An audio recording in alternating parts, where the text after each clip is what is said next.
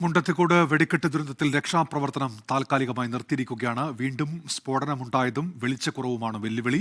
പരിക്കേറ്റവർ Thrissur medical college ആശുപത്രിയിലാണ് ഇപ്പോൾ ചികിത്സയിൽ കഴിയുന്നത്. വിശദാംശങ്ങളുമായി ഇപ്പോൾ ഈ ദുരന്തമുണ്ടായ സ്ഥലത്തുനിന്ന് തനേഷ് തമ്പിയും മെഡിക്കൽ കോളേജിൽ നിന്ന് ലിഡിയ ജേക്കബും ചേരുന്നുണ്ട്. ആദ്യം തനേഷ് തമ്പിയിലേക്കാണ്. തനേഷ്, ഈ വെടിക്കെട്ട് പുര അതിൻ്റെ ഒരു അടയാളവുമില്ലാത്തവണ്ണം തകർന്ന് ചിന്ന ഭിന്നമായി പോയല്ലോ. എന്തൊക്കെയാണ് ഈ ദുരന്ത സ്ഥലത്തെ കാഴ്ചകൾ തനേഷ്?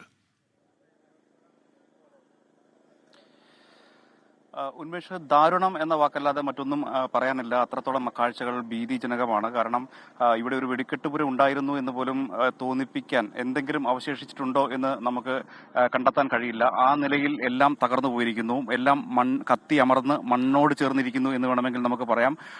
ഇവിടെ 40ഓളം ആളുകൾ ഇന്ന് രാവിലെ മുതൽ ജോലി ചെയ്തിരുന്നതാണ്. അവർ ഈ വെടിക്കെട്ട് ഉത്സവം, അതായത് സാമ്പിൾ വെടിക്കെട്ട് 24-നായിരുന്നു. അതിനു വേണ്ടിയിട്ടുള്ള അവസാനവട്ട ഒരുക്കങ്ങളിലായിരുന്നു. ഇന്ന് രാവിലെ മാധ്യമപ്രവർത്തകരടക്കം ഇവിടെ എത്തുകയും അതുമായി ബന്ധപ്പെട്ടിട്ടുള്ള വാർത്തകൾ ചെയ്യുകയും ഒക്കെ ചെയ്തതാണ്. വളരെ ഉത്സാഹത്തോടു കൂടി ഈ തൊഴിലാളികളും ഇതിന്റെ ലൈസൻസ് ഉടമയും ഉൾപ്പെടെയുള്ള ആളുകളും ഉടമയും ഒക്കെ ഈ കാര്യങ്ങൾ വിശദീകരിക്കുകയും വളരെ സന്തോഷത്തോടു കൂടി ഈ വെടിക്കെട്ട് അതായത് തൃശൂർ പൂരത്തിന്റെ സാമ്പിൾ വെടിക്കെട്ടിനെ കുറിച്ചുള്ള പ്രതീക്ഷകൾ പങ്കുവെക്കുകയും ഒക്കെ ചെയ്തതാണ്. എന്തായാലും അതിനുശേഷം വൈകിട്ട് 3:20 ഇത്രയും വലിയ ഒരു സ്ഫോടനം ഉണ്ടാകുന്നത്. എന്തുകൊണ്ടാണ് ഈ സ്ഫോടനം ഉണ്ടായത് എന്നത് സംബന്ധിച്ച് അവ്യക്തത നിലനിൽക്കുന്നുണ്ട്. ഉയർന്ന ചൂട് ആണ് ഒരു പ്രധാനപ്പെട്ട കാരണമായി ചൂണ്ടിക്കാണിക്കുന്നത്. അപ്പോൾ ആ സമയത്ത് ഏതെങ്കിലും തരത്തിലുള്ള തീ പടരുന്ന ഒരു സാഹചര്യം ഉണ്ടായിട്ടുണ്ടോ എന്നുള്ളതടക്കമുള്ള കാര്യങ്ങളിൽ വിശദമായ പരിശോധന നടത്തേണ്ടതുണ്ട്. ഇവിടെ ഫോറൻസിക് സംഘമടക്കം എത്തി നാളെ വിശദമായ പരിശോധനകൾ അക്കാര്യത്തിൽ നടക്കും. എന്തായാലും അതിദാരുണമായ ഈ സംഭവം, വലിയ സ്ഫോടനം ആണ് ഉണ്ടായത്.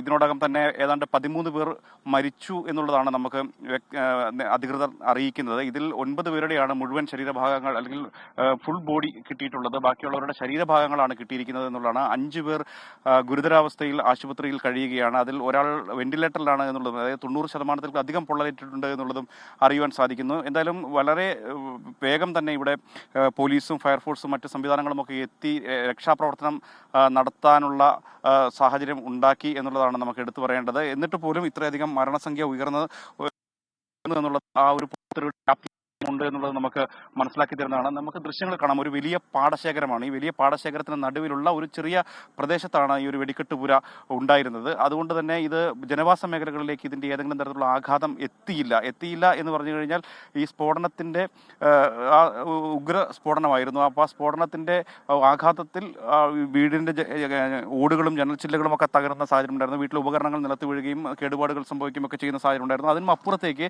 ഈ തീ പടരുകയോ അല്ലെങ്കിൽ ജനവാസ മേഖലകളിലേക്ക് കൂടുതൽ അപകടങ്ങൾ ഉണ്ടാവുകയോ ചെയ്യുന്ന ഒരു സാഹചര്യം ഉണ്ടായില്ല എന്നുള്ളത് ഈ ഭൂമിശാസ്ത്രപരമായ പ്രത്യേകത കൊണ്ടുകൂടിയാണ്. കാരണം ചുറ്റും ഈ ഒരു വലിയ ഗ്യാപ്പിൽ വയലുകളാണ് എന്നുള്ളതാണ് അതിന്റെ ഒരു ഒന്നാമത്തെ കാരണം. എന്തായാലും വളരെ വേഗത്തിൽ തന്നെ രക്ഷാപ്രവർത്തനങ്ങൾ ഏകോപിപ്പിക്കുകയും പരമാവധി ആളുകളെ ആശുപത്രിയിലേക്ക് എത്തിക്കാൻ ശ്രമിക്കുകയും ഒക്കെ ചെയ്തു. ഏറ്റവും അവസാനം ഈ ഒരു കുളത്തിലാണ്, നമുക്കിപ്പോൾ ദൃശ്യങ്ങൾ കാണുന്ന ഈ ഒരു കുളത്തിലായിരുന്നു എന്തെങ്കിലും തരത്തിലുള്ള എന്തെങ്കിലും ഉണ്ടോ എന്നത് സംബന്ധിച്ചുള്ള പരിശോധന നടന്നത്. അതിന്റെ പ്രധാനപ്പെട്ട കാരണം ഈ ഒരു പ്രദേശത്തിന്റെ തൊട്ടടുത്താണ്, ഈ വെടിക്കെട്ടുപുരയുടെ തൊട്ടടുത്താണ് ഈ ഒരു കുളമുള്ളത്. ഈ കുളത്തിനകത്തെ സമീപത്തൊക്കെ പലരും ചിതറിക്കിടക്കുന്ന സാഹചര്യം ഉണ്ടായിരുന്നു. ഇവിടെ നിന്നൊക്കെ പലരെയും രക്ഷപ്പെടുത്തിയും അല്ലാതെയും ഒക്കെ കൊണ്ടുപോകാൻ ഫയർഫോഴ്സും ഒക്കെ ആ സമയത്ത് ആ നിലയിലുള്ള പ്രവർത്തനങ്ങളിൽ ഏർപ്പെട്ടിരുന്നു. ആ ഒരു സാഹചര്യം ഉള്ളത് കൊണ്ടാണ് ഇവിടെ എന്തെങ്കിലും അവശേഷിക്കുന്നുണ്ടോ എന്നത് സംബന്ധിച്ച് സ്കൂബ ഡൈവിംഗ് ടീം അടക്കം പരിശോധന നടത്തിയത്. എന്തായാലും പരിശോധനകൾ നാളെ രാവിലെ വീണ്ടും പുനരാരംഭിക്കും. ഉന്മേഷ്,